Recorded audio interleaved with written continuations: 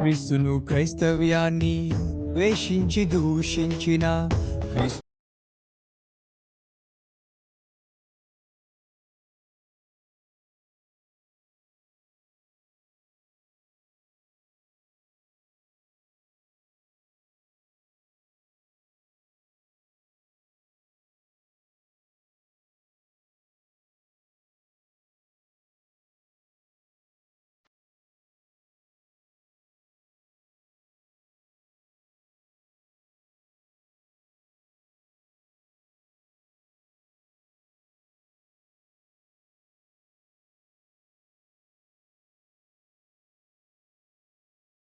పరిశుద్ధ లేఖనాల్లోనికి మనం వెళ్దాం. అపోస్తులైనటువంటి పౌలు కొరింథీ సంఘానికి రాసినటువంటి మొదటి పత్రిక 14వ అధ్యాయం 40వ వచనాన్ని మనం చదువుకుందాం. చివరి మాట, సమస్తమును మర్యాదగాను క్రమముగాను జరుగనీయుడి. దేవునికి స్తోత్రం. హల్లెలూయా. అపోస్తుల పౌలు సంఘంతో మాట్లాడుతూ అంటున్నాడు, సమస్తము అంటే మామూలుగా జనరల్గా అర్థం చెప్పండి. సమస్తము అంటే ఏంటి? మొత్తం. ఇంకో పదం అన్నీ. ఇంకేంటి? ఏం చేసినా కదా, ఏం జరిగినా, ఏదైనా సరే, ఏ కార్యక్రమం చేసినా, ఏ పని చేసినా, ఏది చేసినా సమస్తమును కూడా ఎలా జరగాలట? క్రమముగాను మర్యాదగాను జరగాలి. జాగ్రత్తగా కొన్ని విషయాలు ఈరోజు నేను మీకు చెప్పడానికి ఇష్టపడుతూ ఉన్నాను. ఈరోజు ఒక విషయాన్ని మనం పరిశీలన చేద్దాం. డిసెంబర్ రాగానే ఇంచుమించు మన శరీరానికి చలిగాలి తగలగానే మనకు గుర్తొచ్చేది ఏంటండి? అసలు ఇంక అందులో సందేహం లేదు కదా. చలిగాలులు ఏదో ఉంటుంది పాట, ఏవో పాటలు రాస్తున్నారా? చలిగాలి తగలగానే గుర్తొచ్చే చక్కని పండగ ఏంటంటే క్రిస్మస్ ఆరాధన. ఈ డిసెంబర్ రాగానే మనందరూ కోలాహలం, సంతోషం, పిల్లలు ఆనందం, చర్చిలన్నీ కోలాహలంతో పిల్లలతో నిండిపోయి పిల్లలు పాటలు పాడడం, పాటలు నేర్చుకోవడం, నాటికి నేర్చుకోవడం, స్కిట్లు నేర్చుకోవడం, పాటలకు డ్యాన్సులు నేర్చుకోవడం, యవనస్తులు స్టార్లు తయారు చేయడం కాదండి, పోటీలు పడి నాది పెద్దదంటే నేను పెట్టే స్టార్ పెద్దంటే నేను పెట్టే స్టార్ పెద్దని అందరూ కూడా ఒకరిని మించి ఒకరు స్టార్లు పెడుతూ, క్రిస్మస్ ట్రీలు పెడుతూ, అడావులు చేస్తూ, పనులు చేస్తూ, స్కిట్లు నేర్చుకుంటూ చాలా బిజీ. ఇంచుమించు నవంబరు చివరి వారం నుండో లేకపోతే మధ్యవారం నుండో ఈ క్రిస్మస్ సందడి ప్రారంభమైపోతూ ఉంటుంది. జాగ్రత్తగా ఆలోచించేయండి. ప్రపంచంలో ఉన్నటువంటి అన్ని దేశాలు అనేక అనడానికంటే అన్ని దేశాల్లో కూడా జరుపుకున్నటువంటి పండుగ ఏదైనా ఉందంటే అది క్రిస్మస్ ఆరాధన. దేవునికి స్తోత్రం. హల్లెలూయా. ఇంచుమించు క్రిస్మస్ ట్రీలకే ఇంచుమించు 160,000 కోట్లు ఎన్నో ఖర్చు పెడుతున్నారట మొత్తం ప్రపంచం మీద.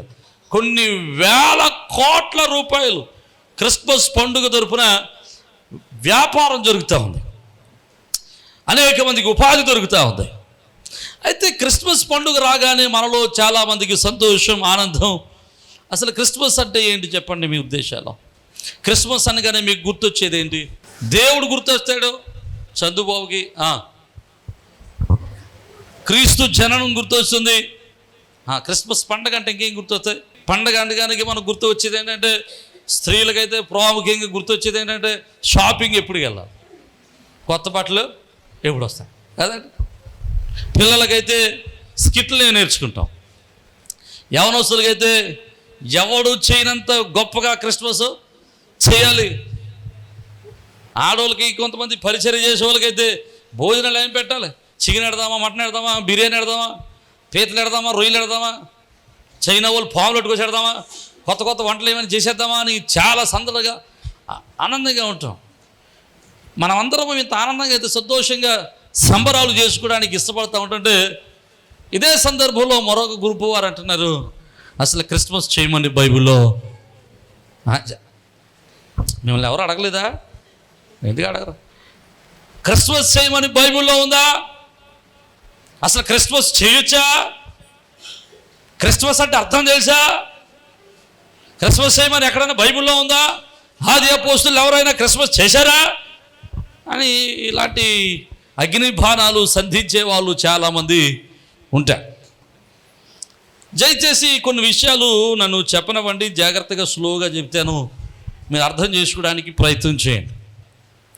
క్రిస్మస్ చేయమని బైబిల్లో ఎక్కడా లేదు. హలో, క్రిస్మస్ చేయమని బైబిల్లో ఎక్కడా లేదు. అంటే మనం అనుకునే క్రిస్మస్ ఓకే.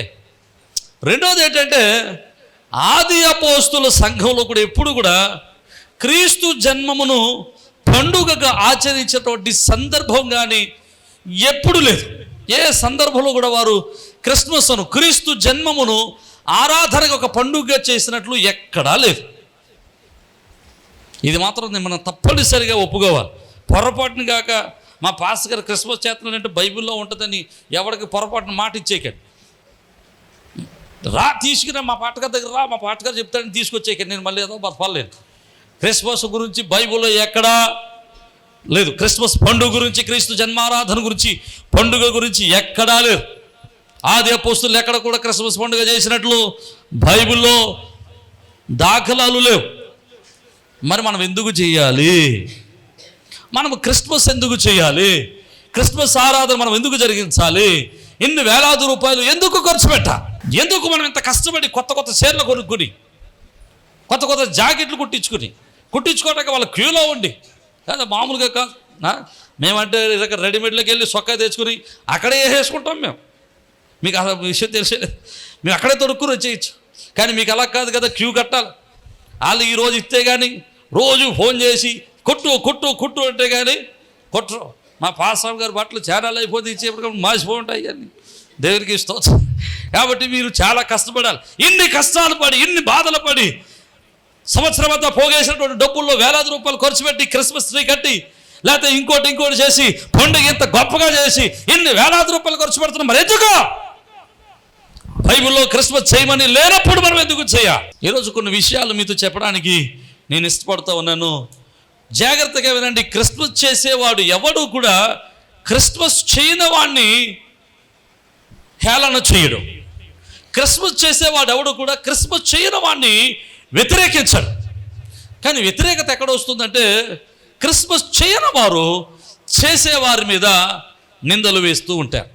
అసలు క్రిస్మస్లో కొన్ని విషయాలు మనం నేర్చుకోవడానికి వెళ్దాం. జనరల్గా చెప్తారు కొన్ని విషయాలు. ఈ 4 వారాలు క్రిస్మస్ సందేశాలు ఇస్తాను, అర్థం చేసుకోవడానికి ప్రయత్నం చేయండి. అసలు క్రిస్మస్ అంటే ఏంటి? క్రిస్మస్ అనగా 2 పదాల యొక్క కలయిక. ఏంటంటే క్రైస్ట్ మాస్. క్రైస్ట్ మాస్ అంటే క్రీస్తు ఆరాధన. ఏంటండి? అందరూ చెప్పొచ్చు, ఏం కాదు. క్రీస్తు ఆరాధన. క్రిస్మస్ అనగా క్రీస్తు ఆరాధన.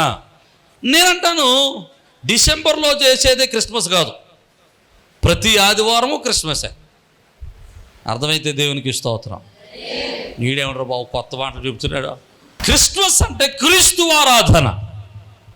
ప్రతిరోజు క్రిస్మసే, ప్రతి ఆదివారము క్రిస్మసే, ప్రతి కృతజ్ఞతా కూటము క్రిస్మసే. కానీ మనం అనుకునే క్రిస్మస్ ఏంటంటే మన మనసులు దేనికి అతుక్కుపడిపోయాయంటే క్రిస్మస్ క్రీస్తు యొక్క జన్మమును గుర్తు చేసుకుంటూ ఆరాధించేటువంటి దినానికి క్రిస్మస్ అనే పదానికి మనం అతుక్కుపడిపోయాం. కాబట్టి క్రిస్మస్ అనగానే డిసెంబర్ నెల గుర్తొస్తుంది. క్రిస్మస్ అనగానే డిసెంబర్ 25 గుర్తుకొస్తుంది. క్రిస్మస్ అనగా క్రీస్తు ఆరాధన. మనం ఎప్పుడైనా క్రిస్మస్ చేసుకోవచ్చు. దేవునికి స్తోత్రం. హల్లెలూయా. జాగ్రత్తగా వినండి కొన్ని విషయాలు. మొన్న నేను యూత్ మీటింగ్ జరుగుతాం. యూత్ మీటింగ్ అయిపోయిన తర్వాత సోమవారం సాయంత్రం యూత్ మీటింగ్ అయిపోయిన తర్వాత మేమందరం రోడ్డు మీదకి వచ్చేసాం. రోడ్డు మీదకి వచ్చిన తర్వాత పిల్లలు అడుగుతున్నారు, అన్నయ్య చలి చాలా ఎక్కువగా ఉంది అన్నయ్య, క్రిస్మస్కి వచ్చేసరికి ఇంకా ఎక్కువైపోతాయేమో అన్నయ్య అన్నారు. నేను అప్పుడు అన్నాను, పోన్లేరా చలి వస్తుంది కాబట్టి ఓ పని చేద్దాం, క్రిస్మస్ శీతాకాలం మానేసి ఎండాకాలం పెట్టేసుకుందాం. ఎలాగట? శీతాకాలం మానేసి ఎండాకాలం పెట్టుకుందాం అన్నాను. అదేంటనే అన్నారు. క్రిస్మస్ ఎప్పుడైనా చేసుకోవచ్చు. దేవునికి స్తోత్రం. డిసెంబర్ నెలలోనే క్రిస్మస్ చేయాలనేటువంటి రాజ్యాంగం ఏమీ లేదు. లేకపోతే ఈ శీతాకాలంలోనే క్రిస్మస్ చేసుకోవాలనేటువంటి రూలు రెగ్యులేషన్స్ ఏమీ లేవు. అర్థమైతే దేవునికి స్తోత్రం. శీతాకాలంలోనే ఇప్పుడే ఎందుకు క్రిస్మస్ చేసుకుంటాము అంటే దానికి ఒక మంచి ఉదాహరణ చెబుతాను. క్రీస్తు ప్రభుల వారి యొక్క జన్మము డిసెంబర్ 25న జరిగింది అని కొంతమంది చరిత్రకారుల యొక్క అభిప్రాయం. ప్రస్తుత కాలంలో కొన్ని చారిత్రకమైన ఆధారాలు వస్తూ ఉన్నాయి. దేవుని చిత్తమైతే మరలా వారు ఆ చారిత్రకమైన ఆధారాలన్నీ మీ దగ్గర తీసుకురావడానికి ప్రయత్నం చేస్తాను. డిసెంబర్ 25న క్రీస్తు పుట్టాడు అని కొన్ని చారిత్రకమైన ఆధారాలు చూపించి క్రిస్మస్ అనేటువంటిది డిసెంబర్ 25న క్రీస్తు పుట్టాడు కనుక ఆ జన్మమును జ్ఞాపకం చేసుకుంటూ ఆ డిసెంబర్ నెలలో ఆరాధన చేస్తూ ఉంటారు. జాగ్రత్తగా వినండి, పుట్టినరోజులు డేట్ తప్పించి నెలంతా జరుపుకునే పుట్టినరోజులు ఏదైనా ఉందంటే క్రిస్మస్ ఒకటే. నా మాట అర్థమైందా? అంటే నా భాష కానీ అర్థం అవ్వకపోతే చెప్పండి. డేట్ తప్పించి పుట్టినరోజులు చేసుకుని పుట్టినరోజులు ఏదైనా ఉందంటే అది క్రిస్మసే. నా పుట్టినరోజు జూలై 21 చేస్తానంటే ఊరుకుంటానా నేను? చెప్పరా? 21 రాగానే మీరు ఒకవేళ నాకు హ్యాపీ బర్త్డే చెప్పాలంటే ఏం చెప్పాలి? బిలేటెడ్ అని చెప్పాలి. లేకపోతే దాని ముందు ఏం చెప్పాలి? అయ్యగారు మర్చిపోయానండి, నిన్న మీ స్టేటస్ చూడలేదండి, ఫేస్బుక్ చూడలేదండి, అది పని ఉన్నానండి, కళ్ళు ఉన్నాను, మర్చిపోయానండి అనేది చెప్పి ఏమనుకోకండి హ్యాపీ బర్త్డే అంటాం. నేను ఫోన్ లేవా అనుకుంటాను అంతే. అంటే ఈ హ్యాపీ బర్త్డే పుట్టినరోజు జరుపున రోజులు చెప్పిన దానికంటే మిగతా రోజు చెప్పిన దానికి అంత విలువ అంత ఎఫెక్టివ్గా కూడా ఉండదు. కానీ మనుషులు ఎవడు పుట్టినరోజు చేసినా వాడు పుట్టినరోజునే చేసుకుంటాడు. కానీ క్రీస్తు వారి యొక్క జన్మదినపు ఆరాధన మాత్రమే నెలంతా జరుపుకుంటారు. దేవునికి స్తోత్రం, హల్లెలూయా. ఒకవేళ డిసెంబర్ 25న ఆయన పుట్టాడని కన్ఫామ్గా తెలుసున్నా సరే అదే రోజు క్రిస్మస్ చేయాలనేటువంటి రూల్ ఏమీ లేదు. డిసెంబర్ నెలంతా క్రిస్మస్ చేసుకోవచ్చు. దేవునికి స్తోత్రం చెప్పండి, హల్లెలూయా. జాగ్రత్తగా ఇంకో మాట మీకు అర్థం అవడానికి ఇంకో మాట చెప్తాను. మొన్న కరోనా కాలంలో ఈ 40 దినాల ఉపవాస కూడికల దినాల రోజున లాక్డౌన్ వచ్చింది. ఈ లాక్డౌన్ వచ్చినప్పుడు నేను ఒక వీడియో పెట్టాను. సంఘం అంతా గుడ్ ఫ్రైడే ఎలా చేసుకోవాలి, సంఘం అంతా ఈస్టర్ పండుగ ఎలా చేసుకోవాలని సందిగ్ధతలో ఉన్నప్పుడు నేను ఒక వీడియో పెట్టాను. ఏంటంటే ఈస్టర్ పండుగ ఇప్పుడే చేసుకోక్కర్లేదు, లాక్డౌన్ తీసేసిన తర్వాత అయినా పెట్టాను. నేను హైదరాబాద్ నుంచి ఒక పాస్టర్ గారు ఫోన్ చేసాడు, ఇప్పుడు వరకు ఇప్పుడు చెప్పే అవకాశం రాలేదు. ఆయన అంటాడు, శుక్రవారం గురించి నీకేం తెలుసు అని చెప్పా. ఎవరు ఫోన్ చేయలేదు, అని ఒక్కడే ఫోన్ చేశాడు. శుక్రవారం గురించి నీకేం తెలుసు అని చెప్పా. ఓరు నాయన, ప్రతి శుక్రవారం ప్రార్థన పెట్టుకున్నావు కదా, ప్రతి శుక్రవారం ప్రార్థన పెట్టుకున్నాం, ప్రతి శుక్రవారం మంచి శుక్రవారమే, ప్రతి శుక్రవారం క్రీస్తు యొక్క జన్మాన్ని, క్రీస్తు యొక్క శిలువ మరణాన్ని జ్ఞాపకం చేసుకుంటున్నాం, సంతోషమే. ప్రతి ఆదివారం కూడా పునరుద్ధాన పండుగే, ప్రతి ఆదివారం కూడా పునరుద్ధాన పండుగే. ప్రతి ఆదివారం మన పునరుద్ధానుడిని యేసువారిని జ్ఞాపకం చేసుకుంటే ఆయన పునరుద్ధానం జ్ఞాపకం చేసుకుంటున్నాం. ప్రతి ఆదివారం పునరుద్ధాన పండుగే. కానీ ఒకవేళ పండుగగా చేయాలనుకుంటే దానికి పలానా డేట్లో చేయాలనే తాపత్రయము, కంగారు ఏమక్కర్లేదో డేట్ మార్చుకుని చేసుకోవచ్చు. దేవునికి స్తోత్రం. బైబిల్లో కూడా ఒకసారి ఒక పస్కా పండుగను ఒకసారి ఒక రాజు డేట్ మార్చి చేశాడు పండగ చేయడంలో.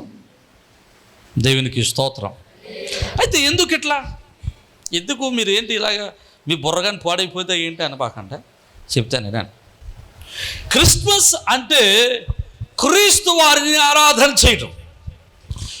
క్రీస్తు వారిని ఆరాధన చేయడంలో మనం నేర్చుకోవాల్సినటువంటి కొన్ని విషయాలు ఏంటంటే, మనం ఏదైనా పండుగ ఆచరించినప్పుడు, ఏదైనా ఒక కార్యం ఏర్పాటు చేసినప్పుడు, ఏదైనా ఒక పండుగగా మనము దేవుని ఆరాధించడానికి ఒక సిస్టాన్ని మనం ఏర్పాటు చేసుకున్నప్పుడు మనం గుర్తుపెట్టుకోవాల్సిన ప్రధానమైన లక్షణం ఏంటంటే, ప్రధానమైన విషయం ఏంటంటే, సమస్తమును కూడా క్రమముగాను మర్యాదగాను జరగాలి. మూడవది, మొట్టమొదటిగా మనం చెప్పుకుంటే దేవునికి మహిమకరంగా జరగాలి. రెండవది, సంఘానికి క్షేమకరంగా జరగాలి. మూడవది, క్రమంగా జరగాలి. నాలుగవది, మర్యాదగా అంతే. సంఘంలో నువ్వేం చేసినా సరే సంఘ క్షేమాభివృద్ధి కొరకే, దేవుని మహిమ కొరకే నువ్వు ఏ పండుగైనా చేసుకో, ఏ కార్యక్రమాన్ని ఏర్పాటు చేయి, సమస్తమును కూడా దేవునికి మహిమకరంగా, సంఘానికి క్షేమకరంగా మాత్రమే జరగాలి. అర్థమైతే దేవునికి స్తోత్రం. హల్లెలూయా. ఒకవేళ డిసెంబర్ 25 క్రీస్తు వారి పుట్టుకైతే దాన్ని ఆధారం చేసుకో, అభ్యంతరం ఏం లేదు. ఒకవేళ చేసుకోవడం లేదా నీ ఇష్టం, చేసుకోకపోవడం వల్ల కూడా నష్టం ఏమీ లేదు. కానీ ఎందుకు చేయాలి అంటే పండగ, ఎందుకు క్రిస్మస్ ఏర్పాటు చేయాలంటే ఒక ఉదాహరణ చెప్తాను. అంటే ఇది ప్రత్యేకంగా ఏం అసలు లేను అన్నవాడికి అనమాట, అసలు లేదు అన్నవాడికి ఇవ్వడం కోసం ఆన్సర్. ఎందుకు క్రిస్మస్ చేయాలంటే సంఘము క్షేమాభివృద్ధి చెందడానికి మాత్రమే క్రిస్మస్ చేయాలి. దేవుని నామం మహిమపరచబడడానికి మాత్రమే క్రిస్మస్ చేయాలి. సమస్తమును కూడా క్రమంగా చేయాలి, చెప్పట్లేదు, మర్యాదగా జరిగించాలి. కానీ ప్రస్తుత కాలంలో క్రిస్మస్ ఆరాధనలన్నీ దేవుడికి మహిమకరంగా జరుగుతున్నాయా, సేవకులు మహిమకరంగా జరుగుతున్నాయా? హలో, క్రిస్మస్ ఆరాధనలన్నీ ఇప్పుడు దేవునికి మహిమకరంగా జరుగుతున్నాయా, సేవకులకి మహిమకరంగా జరుగుతున్నాయా? ఫర్ ఎగ్జాంపుల్, ఒక సేవకుడు ఉన్నాడు, మంచి పేరు ఉన్నటువంటి సేవకుడు, పెద్ద సేవకుడు అనుకుందాం. సేవకుల్లో పెద్ద చిన్న లేదు, పెద్ద సేవకుడు అనుకుందాం. 1,00,000 మందో 2,00,000 మందో సంఘం ఉన్నటువంటి సేవకుడు అనుకుందాం. ఒకవేళ నీ క్రిస్మస్ కానీ ఆ సేవకుడు కానీ వస్తానని చెప్తే నువ్వేం చేస్తావు? సేవకుడు ఏం చేస్తాడు? సంఘం ఏం చేస్తుంది? క్రీస్తు నేడు పుట్టేనని ఇంత బోర్డు రాస్తుంది. ఇంత ఆ వాల్ పోస్టుల్లో 75% ఫోటో ఆయనదే ఉంటుంది. ప్రతి గోడ మీద ఆయన ఫోటో ఉంటుంది. నేను సేవకుని గణపరచొద్దని నేను అంటలేదు, సేవకుని పోషించొద్దని నేను అంటలేదు. సేవకుడు ఘనతకు భక్తుడిగా ఎంచాలి. కానీ ఎవరికి అతిశయం, ఎవరిని బట్టి క్రిస్మస్ అతిశయం అంటే వచ్చే సేవకుని బట్టే క్రిస్మస్లో అతిశయం తప్ప క్రీస్తుని బట్టి అతిశయించేటువంటి క్రిస్మస్లు ప్రస్తుత కాలంలో లేవు. క్రిస్మస్కి వెళ్ళాలంటే ఎవడో వాక్యం చెప్తున్నాడే. కొంతమంది అయితే క్రిస్మస్కి వెళ్ళాలంటే ఏమంటే డిసెంబర్కి 20 వచ్చిందంటే రోజుకి 2 డేస్ 3 డేస్ క్రిస్మస్లు ఉంటాయి. చూసుకునే వాళ్ళు చాలామంది ఎట్లా చూసుకుంటారు, 4 కార్డులు వస్తాయి, 4 ఇన్విటేషన్లు వస్తాయి. నలుగురికి ఫోన్ చేసారా మీ చర్చిలో మెనూ ఏంటి, ఒరే మీ చర్చిలో మెనూ ఏంటి, ఏ మెనూ బాగుంటే అక్కడికి వెళ్ళి వచ్చేది. కొంతమందికి అయితే మీ సంఘంలో ఇప్పుడు ఈ క్రిస్మస్లో వాక్యం చెప్పడానికి ఎవరు వస్తున్నారు, ఇక్కడ వాక్యం చెప్పడానికి ఎవరు వస్తున్నాడు, వాక్యం చెప్పడానికి వచ్చేవాడిని బట్టి క్రిస్మస్కి వెళ్తాడు తప్ప ఆ క్రిస్మస్లో క్రీస్తును ఆరాధించడానికి మాత్రం కాదు. నేనంటాను క్రిస్మస్ అంటే క్రీస్తును ఆరాధించడానికి వెళ్ళాలి, క్రీస్తును గణపరచడానికి వెళ్ళాలి. క్రీస్తు మాత్రమే క్రిస్మస్ ఆరాధనలో మహిమ పొందాలా. అర్థమైతే దేవునికి స్తోత్రం చెప్పాడు. హల్లెలూయా.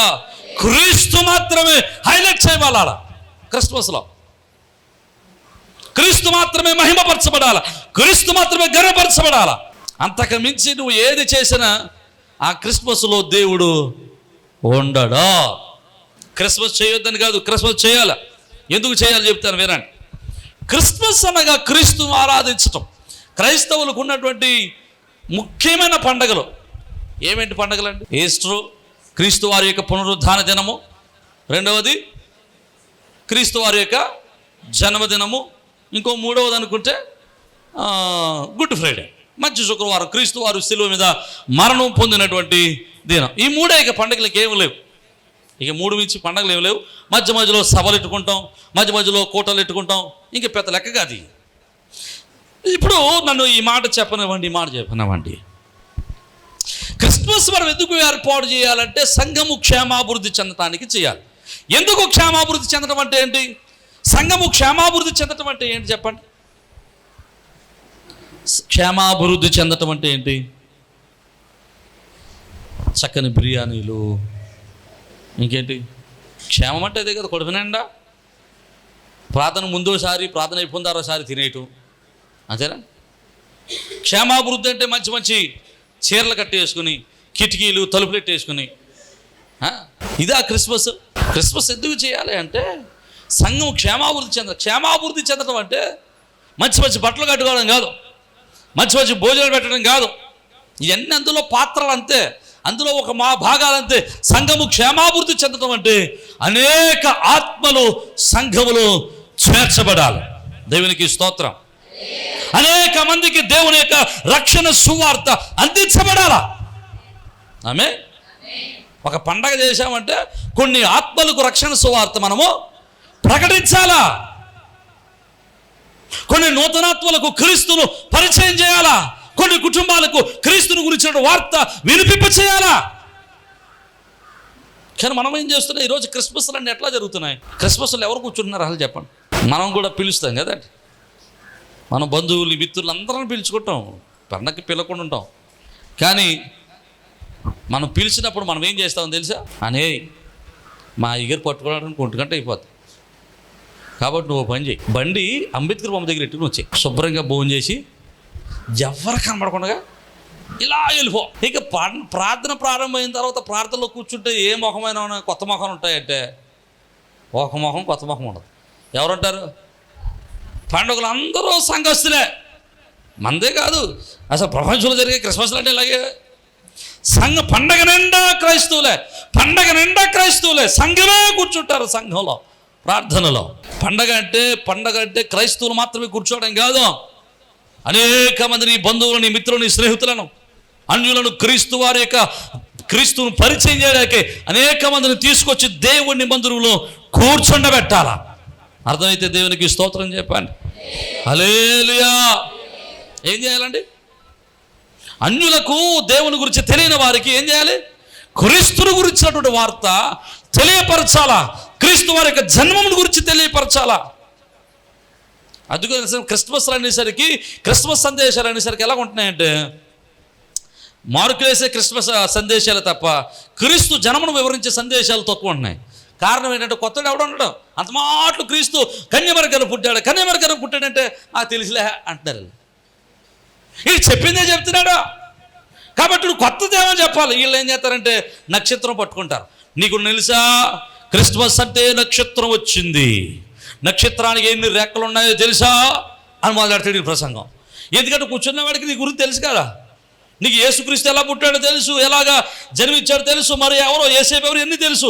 కొత్తది లేకపోతే ఇడు ఎండేక వాక్యం. ఇప్పుడు కొత్తది కావాలంటే ఏం చేయాలి? ఇప్పుడు నక్షత్రానికి ఎన్ని రెక్కలు ఉన్నాయో తెలుసా మర్మం చెప్తున్నానని మొదలెడతాడు. లేకపోతే ఇదిగో యేసు ప్రభు వారు చూడడానికి వచ్చిన గొర్రెలు, ఆ గొర్రెల కాపర్లు ఆ ఒంట్లు వేసుకొచ్చిన ఎంతమందో తెలుసా చరిత్ర అంతా చెప్పుకొస్తాడు. మంచిదనే కాదంటలేదు. క్రిస్మస్ సందేశం అది కాదు కదా. క్రిస్మస్ సందేశం అంటే ఏది? క్రీస్తు వారి యొక్క విశిష్టమైనటువంటి జన్మమును గురించి ప్రకటించాలి. దేవునికి స్తోత్రం. హల్లెలూయా. ఆయన పుట్టుకలో ఉన్నటువంటి పరమార్థాన్ని క్రైస్తవు బోధకుడు ఆ రోజు బోధించగలగాల. అలా బోధించాలంటే అలా బోధన వినేటువంటి వాడు క్రొత్తవాడు అక్కడ ఉండాలా. అక్కడ క్రొత్తవాడు ఉండాలంటే ఎవడు పిలాలా? అప్పుడు నేను అంటాను, అలా హిందువులండి వస్తారేంటండి, అలా క్రైస్తవులు కాదండి రారండి. అయ్యి ఎంత బాగా చెప్తుందో మళ్ళీ అలా ఉంటారేంటండి వెళ్ళిపోతారా. నీ ఇంట్లో పెళ్లి జరిగినప్పుడు, నీ ఇంట్లో కార్యక్రమం జరిగినప్పుడు, నీ ఇంట్లో ఇంకోటి ఏదో జరిగినప్పుడు నీ ఇంట్లోకి వచ్చి నువ్వు పెళ్లి చేస్తుంటే, నువ్వు కార్యక్రమం జరుగుతుంటే ఎట్టు పసుపు రాయే సిగ్గులేని ముఖం వేసుకుని ఉండక్కే రాతానే అని రాసేస్తుంది. పెళ్లి కూతురు చేతిలో అదేంటి పుస్తకం పెట్టా ఏంటట్టాలే బొండ పెట్టాలే అనగానే శుభ్రంగా పిల్లలు బట్టలు వేసుకుని పెళ్ళిలో తిరుగుదాం అనుకుంటే వాళ్ళు బట్టలు ఇప్పించి నిక్కర వేసుకుని పైకి ఎక్క బండ పీకట్టది. మమ్మల్ని ఏం చెప్పినా చేత నువ్వు క్రైస్తవుడు అని తెలుసు కదా, క్రీస్తు ఆరాధన ఉందని తెలుసు కదా, ఇక్కడ క్రైస్తవులు ఒక క్రమం ఉంటుందని వాళ్ళకి తెలుసు కదా. అయినా నీకు వచ్చి వాళ్ళు చెప్పగలిగినటువంటి ధైర్యం వాళ్ళకు ఉన్నప్పుడు నీ క్రీస్తు గురించి, నీ దేవుని గురించి వాళ్ళకు చెప్పే దమ్ము నీకు ఎందుకు లేదు? వాళ్ళ మందిరంలో కూర్చోబెట్టి దమ్ము నీకు ఎందుకు లేదు? నువ్వు చెప్పేట ముందే వాళ్ళకు ఇచ్చారండి. మరి నీ గురించి వాళ్ళు చెప్పాలి కదా, నేను చెప్పిన వాళ్ళు ఎండరో అని వాళ్ళు చెప్పాలి కదా, అండరో. ఎందుకో తెలుసా, నీకేం లేదు మొహం మీద. అసలు నిజమైన క్రైస్తవుడేనా నువ్వు? సిగ్గు శరం రోషమున్న క్రైస్తవుడేనా నువ్వు? అర్థమైతే దేవునికి స్తోత్రం చెప్పండి. హల్లెలూయా. క్రిస్మస్ అంటే క్రీస్తుని గురించి ప్రకటించడానికి, కొన్ని నూతనాత్మను క్రీస్తు దగ్గరికి సంపాదించడానికి, క్రీస్తు దగ్గరికి నడిపించడానికి, క్రీస్తు కొరకు సంపాదించడానికి, క్రీస్తు రక్షణ సువార్త ప్రణాళికను ప్రకటింప చేయడానికి వాడుకోగలిగిన ఒక చక్కటి సాధనమే క్రిస్మస్ ఆరాధన. అర్థమైతే దేవునికి స్తోత్రం చెప్పా. హల్లెలూయా, హల్లెలూయా. ఈరోజు కొన్ని ఆత్మలు సంపాదించడానికి నువ్వు ఎన్ని ఖర్చు పెట్టు, జాగ్రత్తగా వినండి. క్రిస్మస్ ఆరాధన కొరకు నువ్వు ఎన్ని రూపాయలు ఖర్చు పెట్టు, ఎన్ని వేల రూపాయలు ఖర్చు పెట్టు, ఫుడ్ ఐటమ్ ఎంత.